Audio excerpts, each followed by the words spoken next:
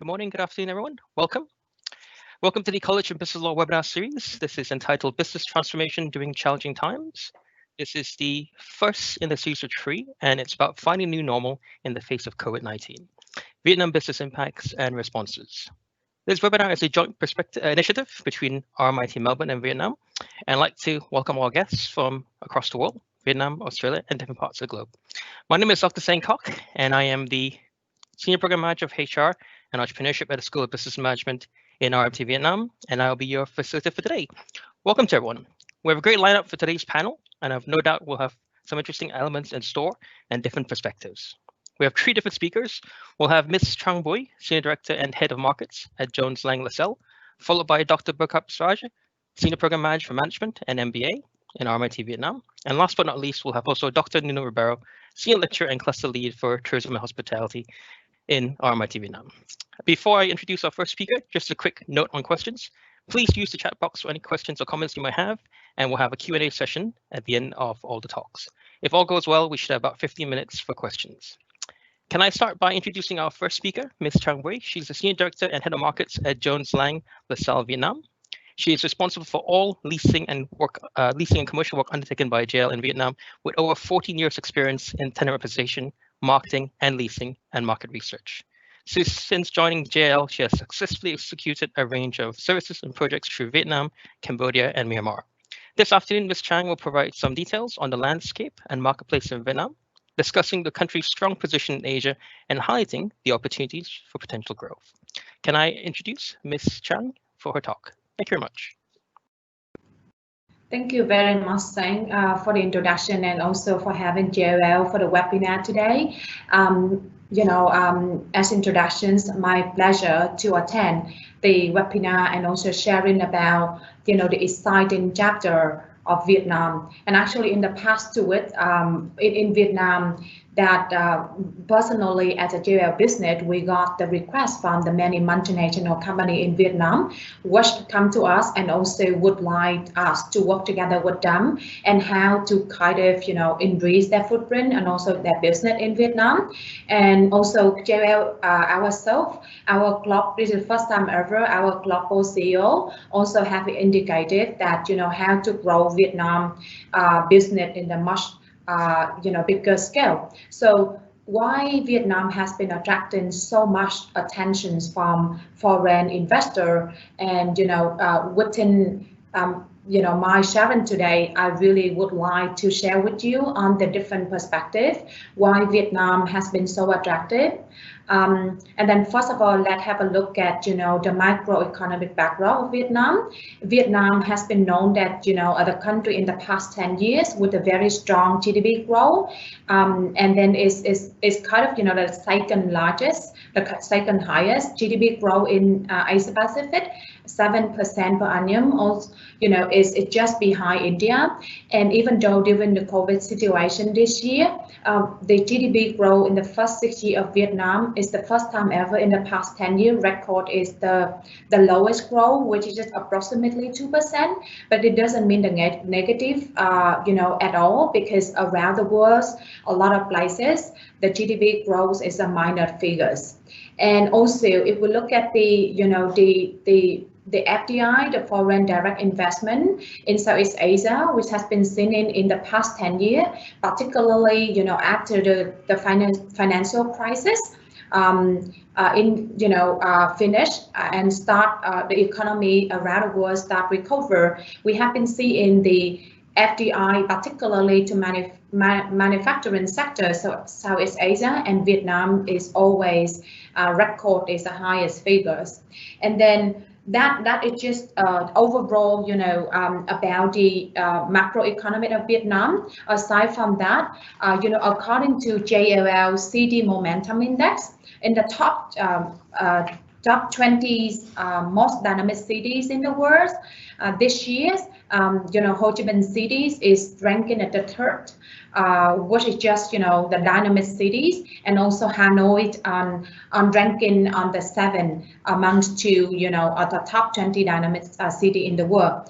And apart from that, also according to our Transparency Index report, which we launched this report globally 1 in 2 years, And this report is very important for a lot of investors when they consider invest in real estate in any country. And this report that we launched in just 2 months ago, and the report is basically listed transparency index for any city or countries, and it's very important, like I mentioned, for the foreign investor. And for the transparency index, which that is a very independent report from JLL globally, and is a very important for investor because the higher transparency of that country or the cities, which will be higher attract for the FDI or the investment. And in terms of the transparencies, it have 4 score, and Vietnam has been always in the score at number 4, which is lack of transparencies. But in the first time ever in the past 20 years, Vietnam moved into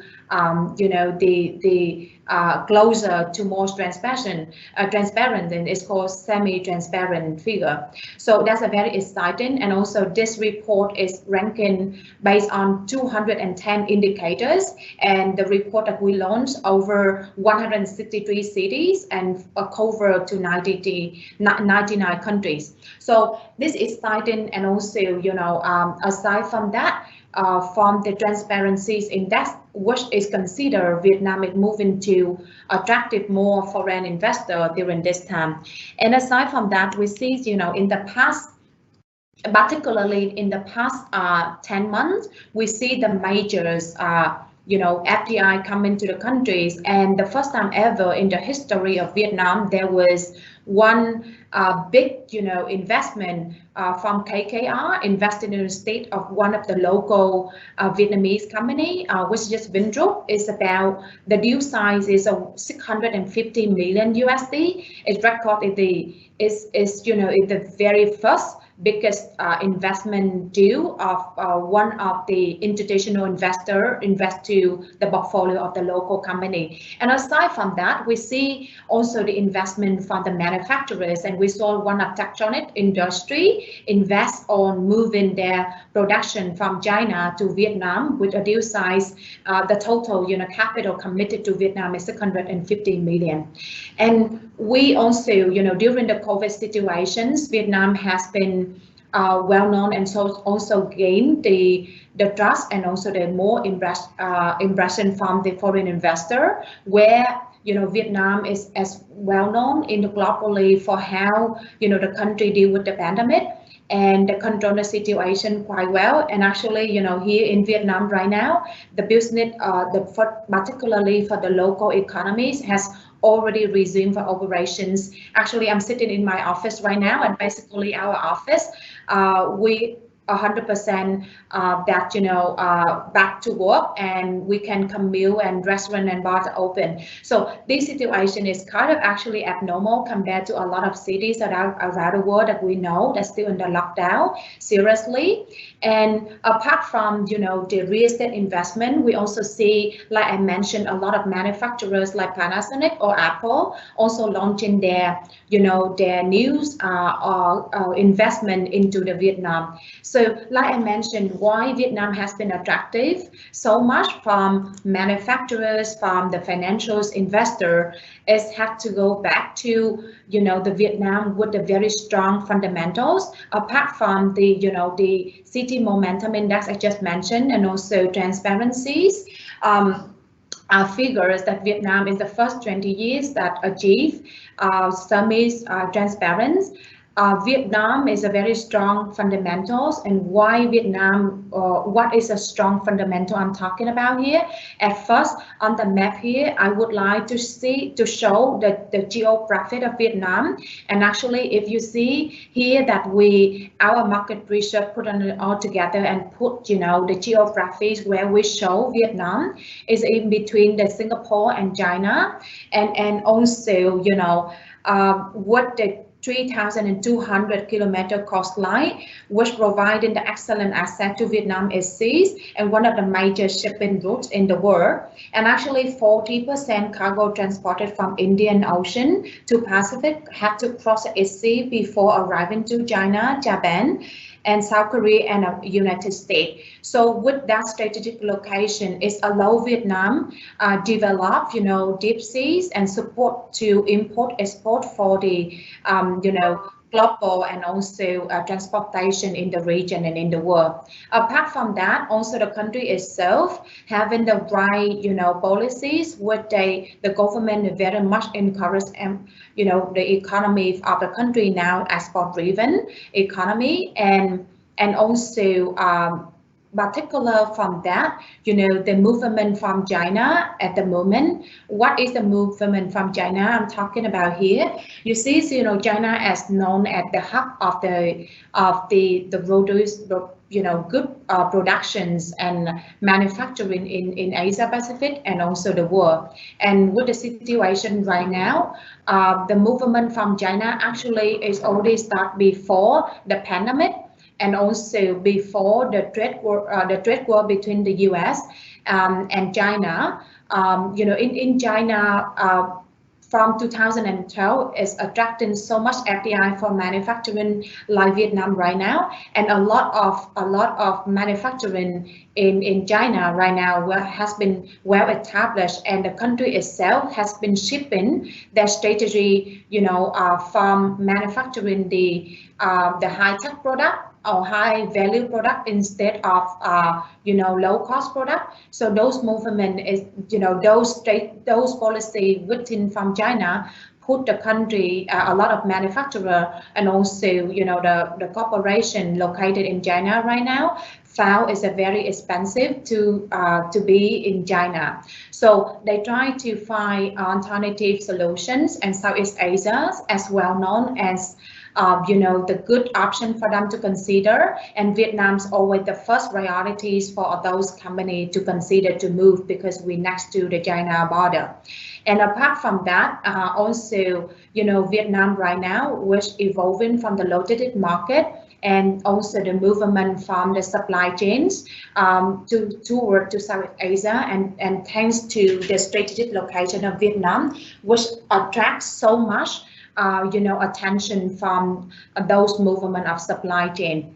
And apart from that, Vietnam itself understand the strength and also the advantage of the country having at the moment, and the country itself also move into more international integrations and also international trade into other countries and other regions. And the country itself already signed 16 free trade agreement, which allow the country it easier to do the trading with other region. An example, Japan, Korea, and also Asian countries. And from this year, I'm sure that all of us heard the information that one very exciting free trade agreement was signed between Vietnam and Europe, and also this is called EVFTA, and it has been executed since March this year. And I believe that with this free trade agreement will definitely, have a lot of European corporations. They found that a lot of advantage and also a lot of tax, privilege when they open their business or expand the business in Vietnam. So I'm not going to the detail of each free trade agreement, but just give you a couple of, major free trade agreement has been executed, and showing that Vietnam is more international integrations, nowadays. And so all the reason above that we already see that how strong fundamental Vietnam is at the moment. And apart from that, if we look into the country itself in terms of demographic, perspective, Vietnam is the third largest population in Southeast Asia, with the population 100 million, people, and also 60% of the populations are young, kind of range from 25 to 45 years old. That is the majority population of the country. And if we see, this is the sort from Oxford economists that we would like to, show and share with you here, where Vietnam always shows in Southeast Asia, the rising of the middle income class populations is also recorded the highest role in Southeast Asia itself. And apart from that, also Vietnam right now, in the past, since 2019, Vietnam is also, has seen that is the fastest urban population growth in Southeast Asia. And also apart from that, to put things in perspective, for the manufacturing wage in Southeast Asia, Vietnam also consider is cheaper compared to other countries. So when moving on to, with the population figures, young population, and in the country itself, 50% of the populations have, internet, access to the internet. And, Vietnam was 64 provinces, but, there's a rural and also a suburban area with 50% connect to internet, but also the speed of the data, aside from the people, connect from the internet, Vietnam also having record that 80% of the population having using smartphone in the cities, but also in the countryside areas, is recorded at 70% that the population using the smartphone, which also access to the data 4G. And in Vietnam, for the speed of the data is also recorded in the top 4, fast speed in Southeast Asia. So with those population figures, and also with the internet user and connect to the data, the Vietnam has become the very good market for the e-commerce, and also we will see the stronger growth, for the e-commerce sector in Vietnam in the future. And with all these exciting and also strong fundamental Vietnam, I hope that I can, somehow explain in a different perspective why Vietnam has been so much attractive, and for sharing that as the biggest backbone for the economic growth, and also the growth of the GDP in Vietnam. So we see that in right now during the pandemic situation, where are the market, I think that particularly to real estate, the performance of the real estate market in other city has been recorded is very slow growth, similar to Vietnam. However, it just gives you a rich perspective here in all sectors, industrial and office and retail. We witnessed that the occupancy rate of all the sectors performing really well, over 90% occupancies, and the market in a very strong demand at the moment. And I hope that with those information I share, somehow just give you why some reasoning that explain about why Vietnam has been the excited chapter in the future. And thank you very much again for RMIT having us, sharing a couple of information about Vietnam in the different perspective. And I hope that you have some useful information from here, and hand it over back to Stan.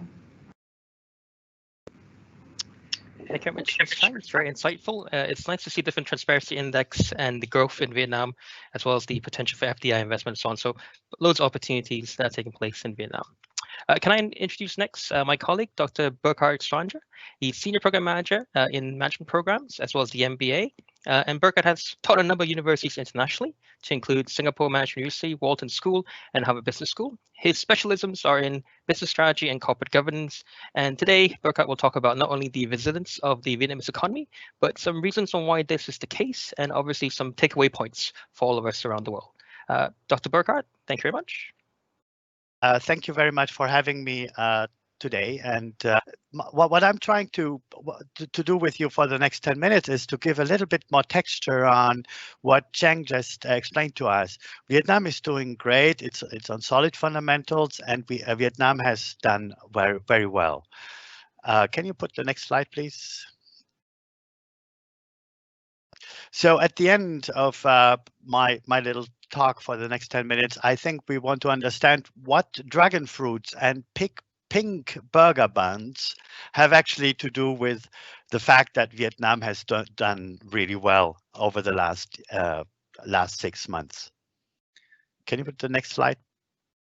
So to do that, I want to dive deep. I want to show you a little bit about the resilience of Vietnam's economy first, and then I would like to offer you 3 explanations for this resilience that probably haven't been put forward so far, and then I will share with you some of the case studies that we see here in Vietnam. The first point, obviously, is to show you that actually Vietnam is doing extraordinarily well. And this is by no means a given, right? So on this chart, you can see that Vietnam is projected to grow 2.5% this year, whereas the whole world, if you look at the entire sort of like the whole world is actually is in an economic decline of almost 5%. And perhaps interesting to note is that advanced economies are declining much stronger than emerging economies. And perhaps we will know at the end of my talk why that may be the case. For our friends in Australia, Australia is in the middle between obviously the decline of advanced economies and emerging economies, with a decline of 4.5%. To put this into context, this decline is around 3 times worse than what we have seen back in 2008, the global financial crisis, which is being discussed in history books. So we are actually in a really bad situation. And there are only very few countries that actually register this year a positive economic growth. Next slide, please. So what we have seen, why is Vietnam growing? And when you look at the question why it's growing, we typically hear 2 types of answers or a mixture of them. The first answer is, well, you know, the policy measures that have been put into place were great. They were very fast. They were adapted to Vietnam standards, and so the policy measures really helped Vietnam to get out of the pandemic very fast. And also the other type of explanations we hear are more about the society. You know, it's a Confucianist societies. So people easily wear face masks, or Vietnamese anyways wear face masks. So there was no spread in COVID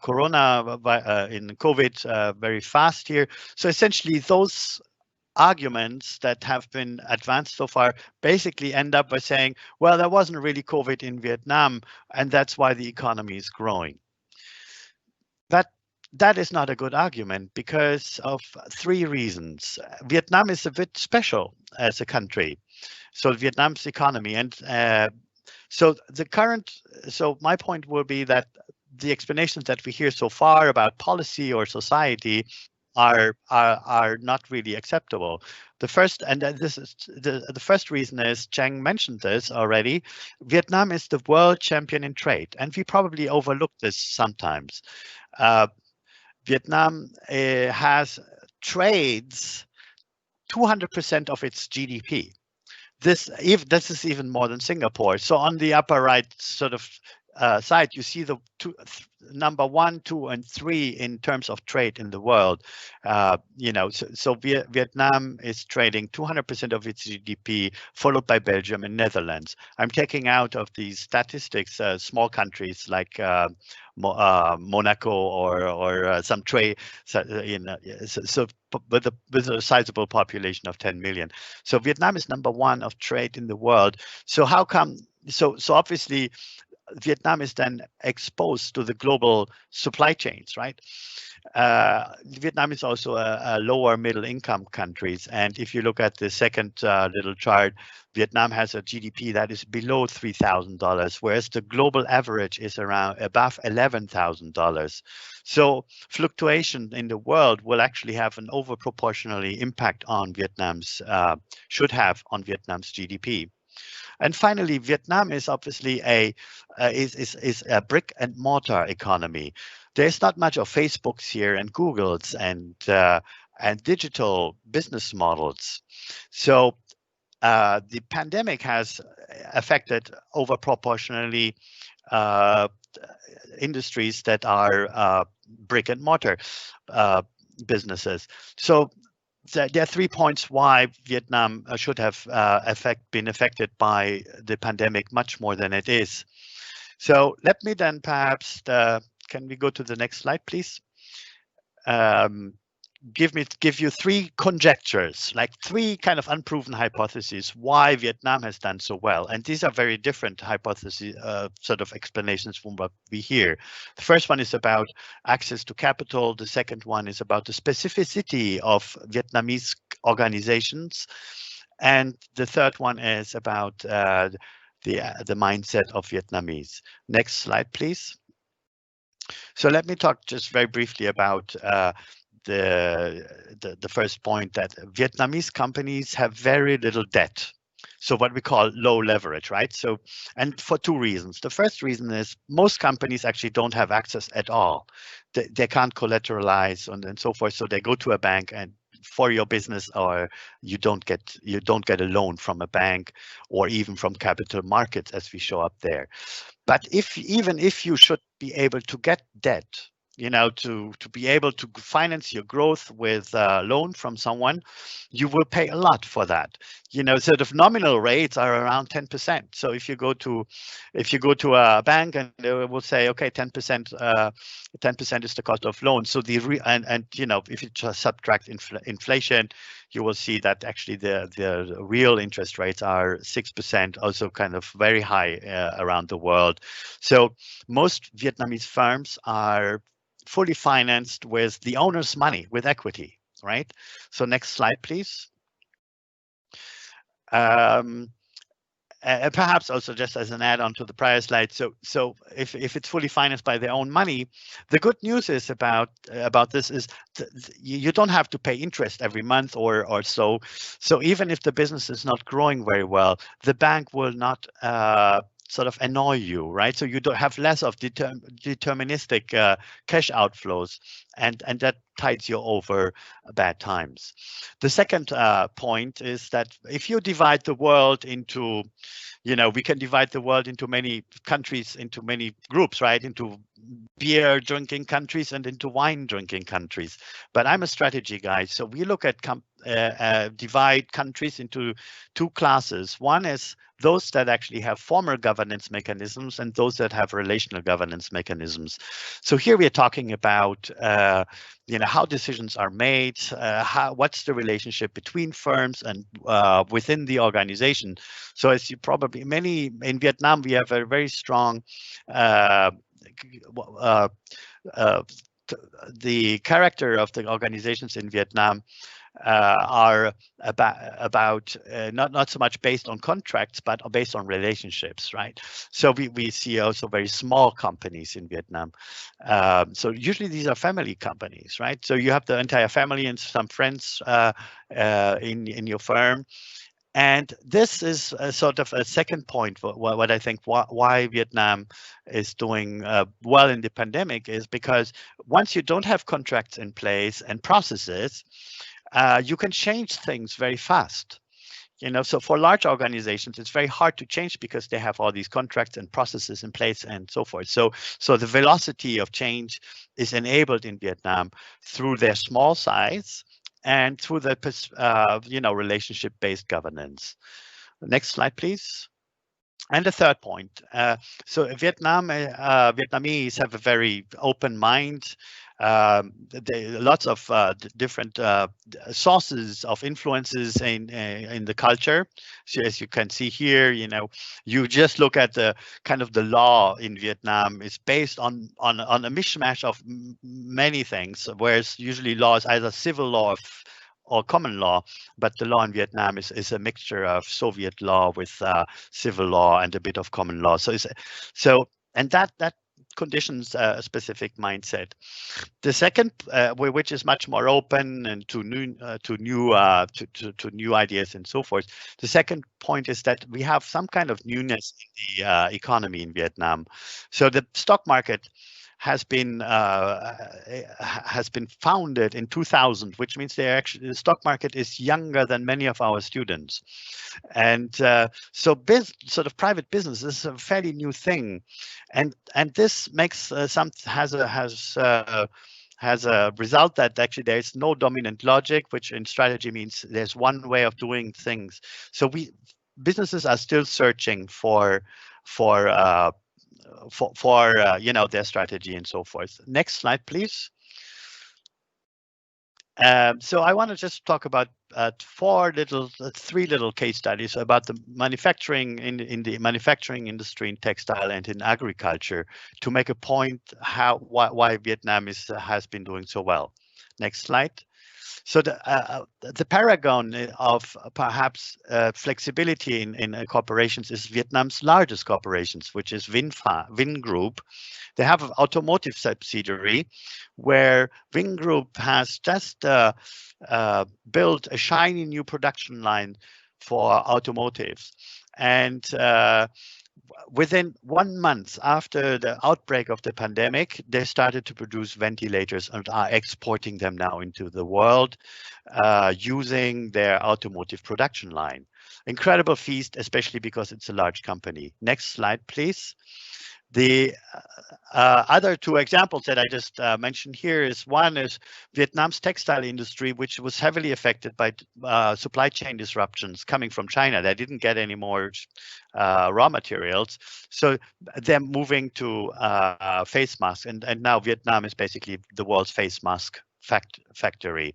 And the second thing, and this explains what I said at the very beginning, in the agriculture sector, many farmers couldn't export their products to China, and this is perishable goods.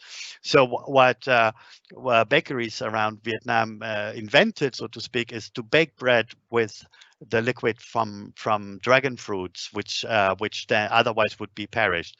So lots of agility here. Next slide.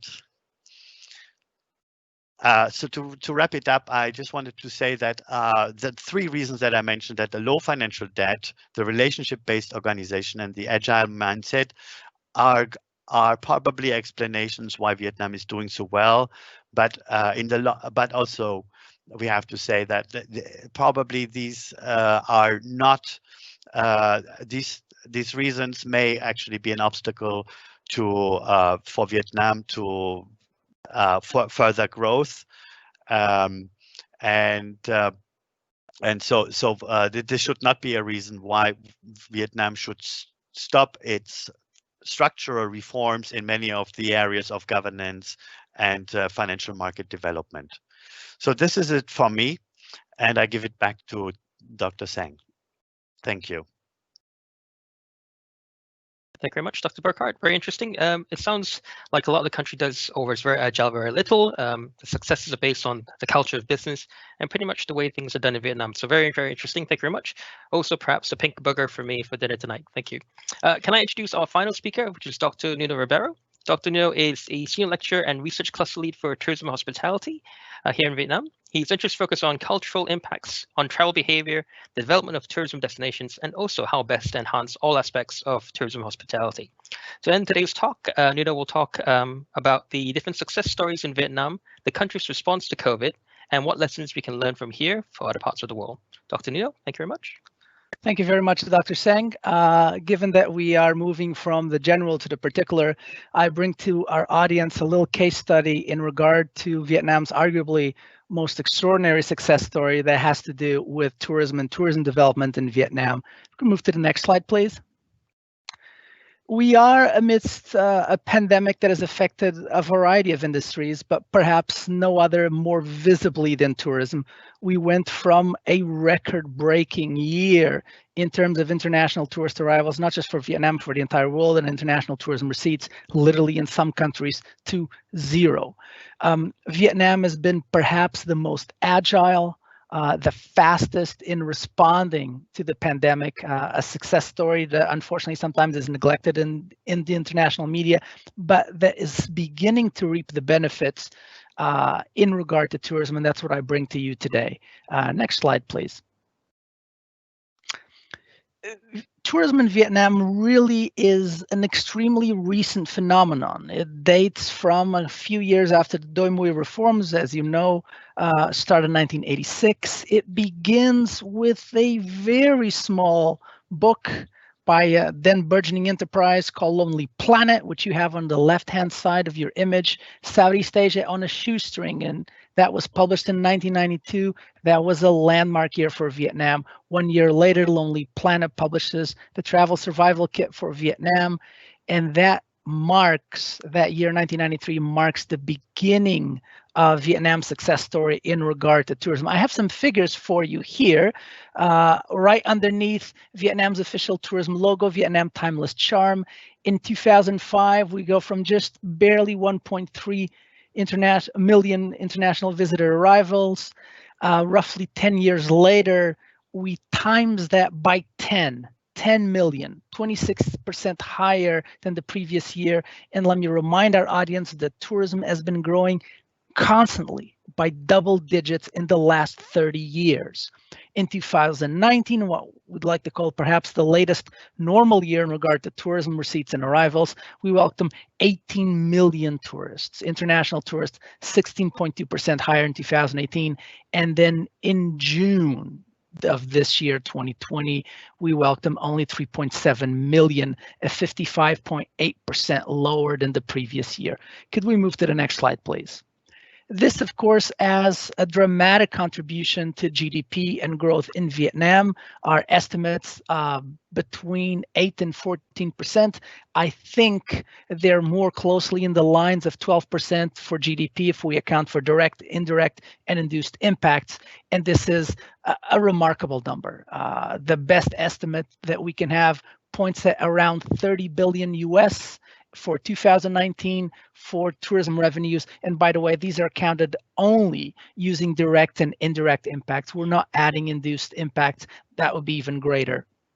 Directly in 2017, we employed just under 1 million workers, and we need an estimate 870. In fact, we're very, very close to having a 1 million tourism workers workforce in the tourism sector. Very wisely, the Vietnamese government has recognized the importance of tourism as a dynamo for the economy and has prioritized it as a strategic sector.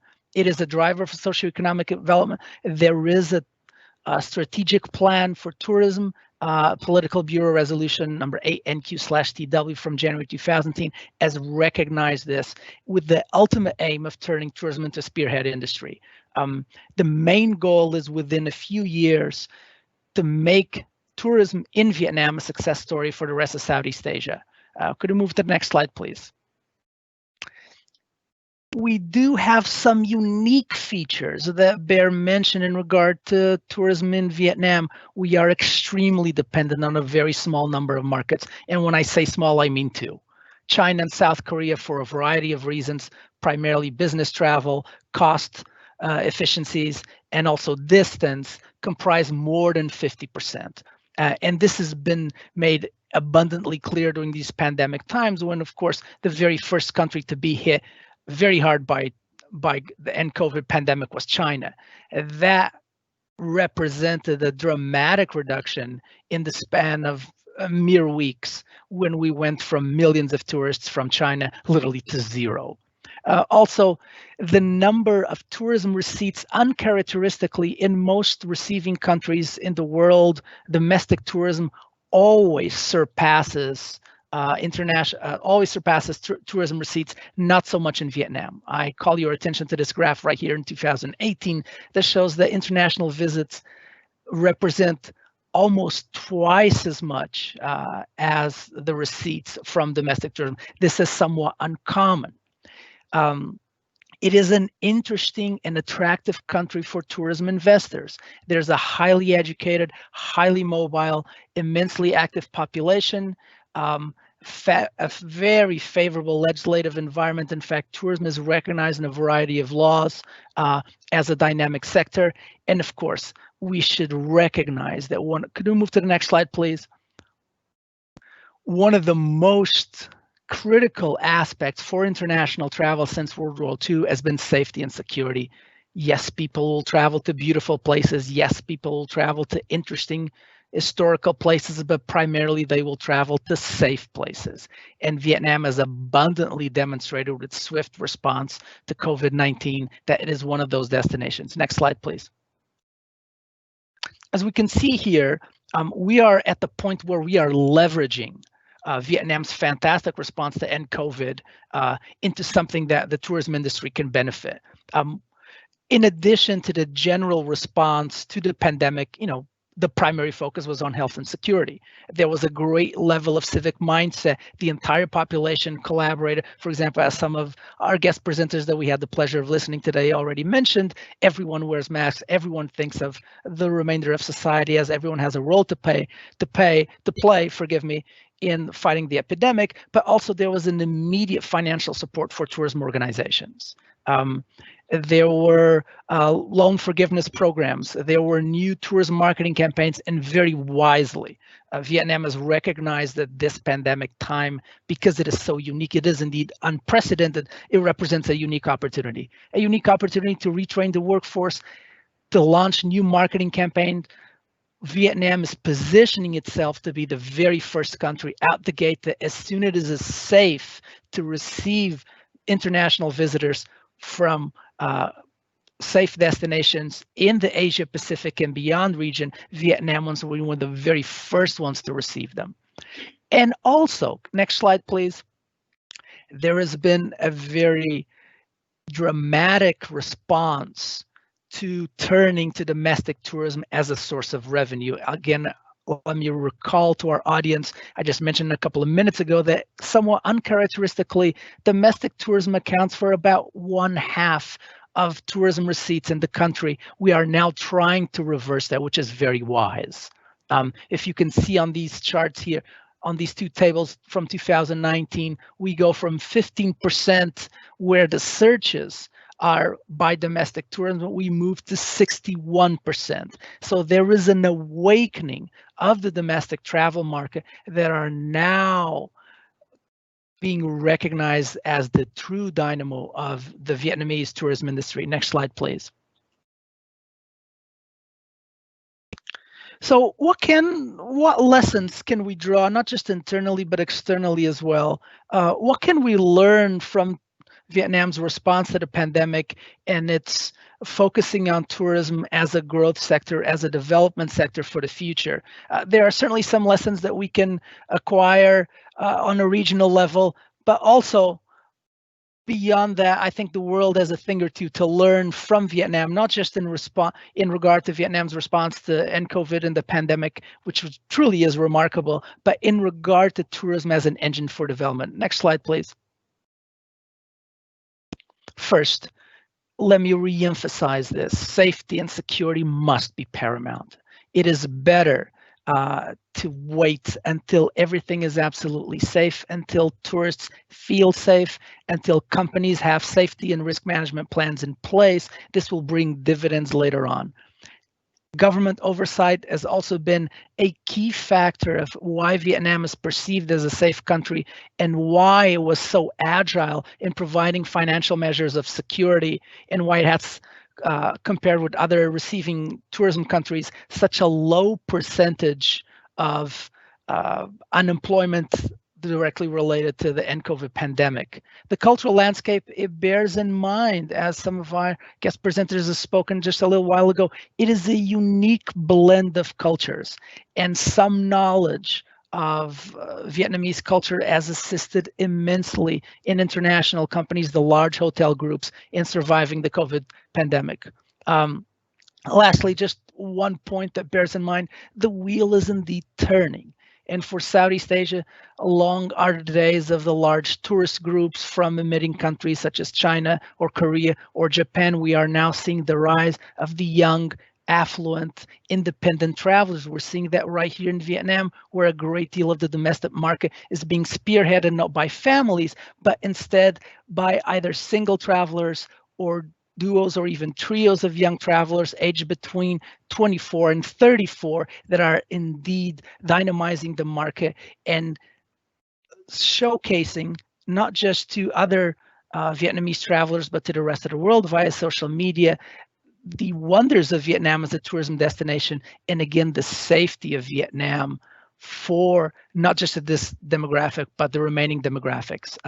I'm an eternal optimist. I think Vietnam is learning and will come out of this pandemic a much stronger country in regard to the tourism industry. And I hope that the remainder of my colleagues in tourism, both academic and professionals, can learn from the Vietnamese experience in regards to tourism. And next slide, please. This is it for me. It was an absolute pleasure to share my thoughts on tourism and Vietnam's response in regard to the pandemic as far as the tourism industry in Vietnam is concerned. Thank you. Thank you very much, Dr. Nuno. It sounds like Vietnam has an interesting and well thought through strategy for developing tourism in the country as well. And also with the growth of domestic tourism, it looks like there are plenty of opportunities in the future. From my view, it's a beautiful country, and I recommend if anybody gets a chance to come and visit and enjoy not only the food and the sights, but also the wonderful people we meet here as well. Thank you very much, everyone. Thank you much to our speakers. We're now moving to the Q&A session. We've got about 10 to 15 minutes. There's a number of nice questions in the chat box. One perhaps for Ms. Chang Bui. From JL's graph sharing, what has contributed to improved transparency for Ho Chi Minh and Vietnam? So like I mentioned earlier, thank you for the questions. So like I mentioned earlier about, the transparency index, which we based on 210 indicators, but I'm not going to list all of them, but basically it's focused on key components of the index, where it's based on the performance measurement of the market, and then the market fundamental, that number 2, and then the government and the listed vehicles and regulatories and legal, and number 5 is transaction process, and number 6 is sustainability. But the transparency index for 2020 is a little bit changed for this year, which is, for the sustainability coverage, is also focused on the health and wellness certifications for the real estate and also resilient building codes, and the net zero carbon frameworks that changed for this year. And also in terms of the market fundamental, it changed in terms of new alternative sector added into the real estate market. An example, life science, cold storage, co-living and school facilities. And one of the key change for the index in 2020 is also, one of the figures are very important to achieve the transparency prior, which is project adoptions. So why Vietnam has been moving to the semi-transparency, which is, it is a very key figures, which that the market fundamentals is very strong, and also the government, the governance and regulatories and legal in Vietnam has been improving significantly in the past 10 years. And also, in the market itself, we already start seeing, and also a couple of real estate development. They aim to the developer, aim to the green buildings and LEED standard certifications.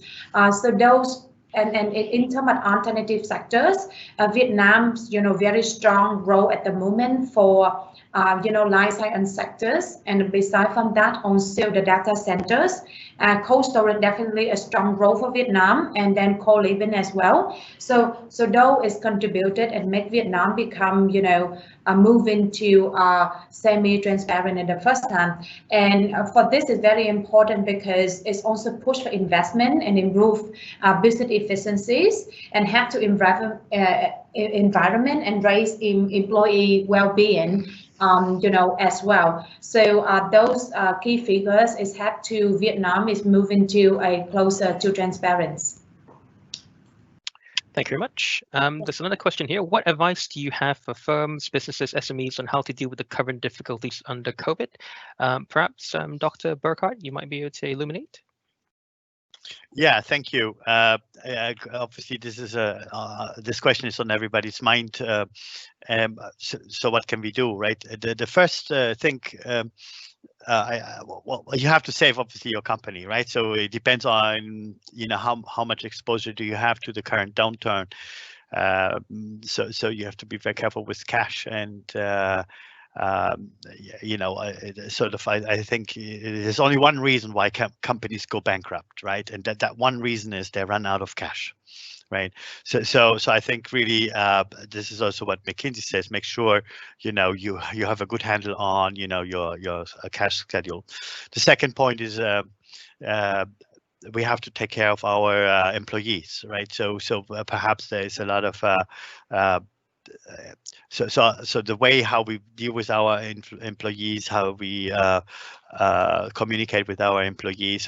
For example, we are misled sometimes by our intuition.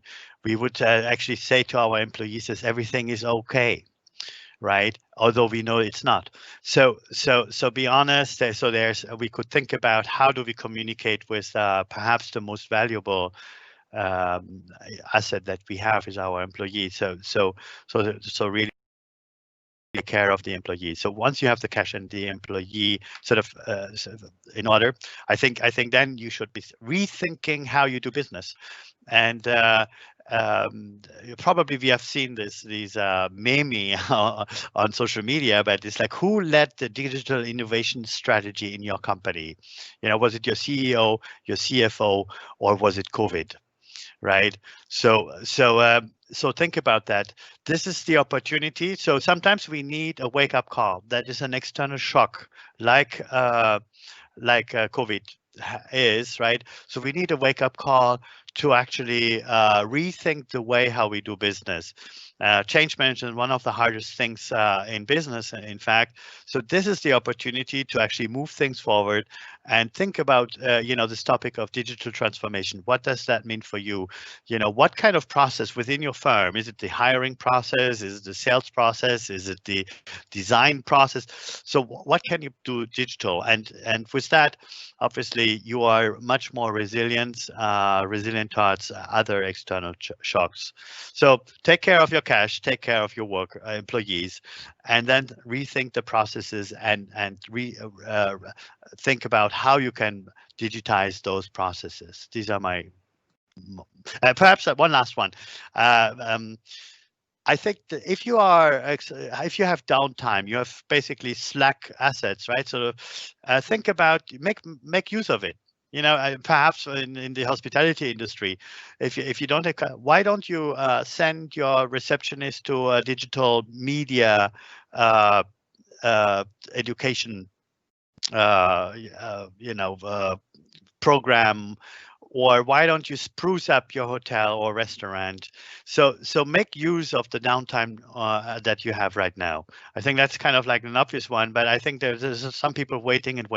But try to make something out of your downtime that you are actually under your usual utilization of your assets, and you can be creative about that. Thank you. Thank you very much, Dr. Burkhardt. Perhaps I'm going to combine two questions together for Dr. Nuno, and this is for the tourism and hospitality industry. Some hotels and restaurants and boutique hotels are struggling with the lack of foreign tourists. Do you think they can survive, and how can you give us some examples on how to deal with this? Dr. Nuno?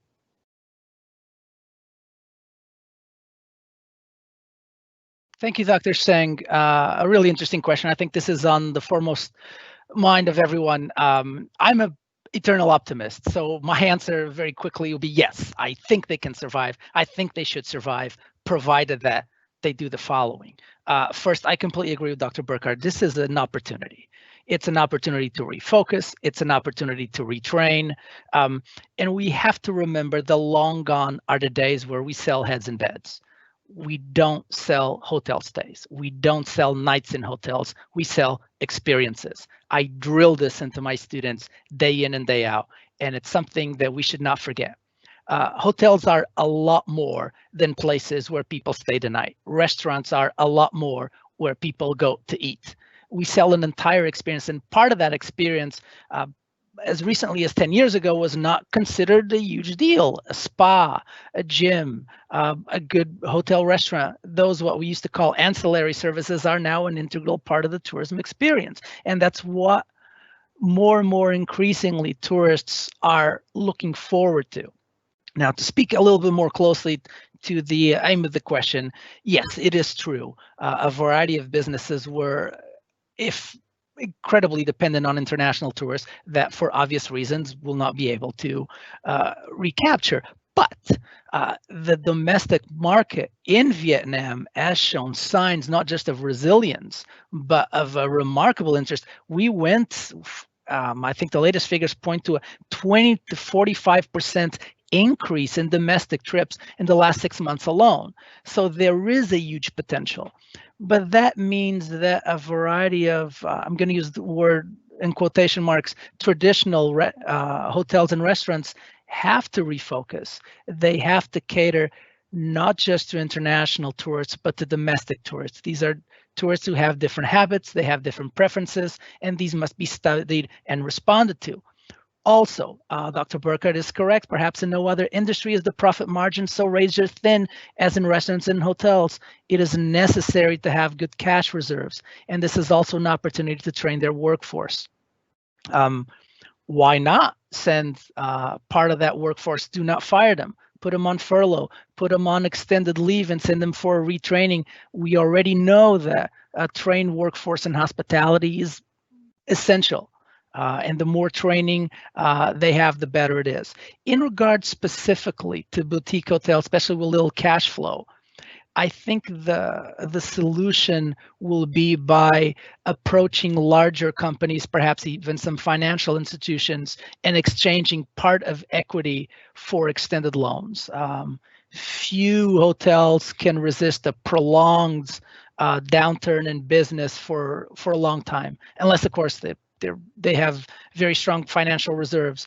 But this is the opportunity perhaps to leverage partnerships with larger organizations, with larger companies. There's a great deal of interest. We're seeing some signs of movement in the real estate market in regard to tourism and hospitality. This is the opportunity perhaps for the big financial groups to have a renewed interest in a lot of properties. And I wouldn't say don't sell them completely, but certainly look into exchanging some equity in regard from some financial stability. And lastly, I would be remiss if I didn't mention that in regard to the services provided by a number of hospitality organizations, again, we sell a lot more than heads and beds. There is immense potential to monetize, to add value to a lot of the services that hotels provide. And we're seeing some evidence that already, and I hope that will continue. Thank you. Thank you very much, Dr. Nino. There's a whole bunch of questions. Unfortunately, we're running out of time. We'll probably get in touch offline. If you've got any more questions for expert guest panel today, feel free to drop us an email. We are happy to answer you offline and so on. Can I just say thank you very much to our speakers today. Very, very insightful, very interesting points in a range of a whole bunch of issues. The marketplace in Vietnam, agility, resilience, different ways of dealing with COVID, also the rich tapestry that is Vietnamese tourism and so on. So thank you very much to our guest speakers for their detailed insights. Also, I'm hoping that our audience today has taken away some practical insights and some practical points that will help them with their own businesses, their own opportunities for research, and also perhaps to build resilience in their own businesses and firms and so on. So thank you very much to our guest speakers, and thank you very much to your audience for attending today. We also like to know that RMIT Vietnam and LC Melbourne is open for business. So we're always happy to work with organizations to share best practice, to build synergies, problem solving, foster success, a whole bunch of collaborative opportunities. So we look forward to getting in touch offline. There will be a follow-up email sent with contact details should you wish to find out more as well. And this is the first of our 3 series webinar. The next will be on how businesses face the challenges of the past 6 months and how they turn them into opportunities, looking at how SMEs are pivoting themselves during this difficult time of the pandemic. The recordings of today's webinars will also be available for everybody to download and view. Once again, thank you very much for myself as the facilitator. Thank you very much to the speakers today and the audience, and as well as the College and Business Law for this wonderful forum to share. Wish everybody well, good health, and hope you have a wonderful rest of the day. Thank you very much, everyone.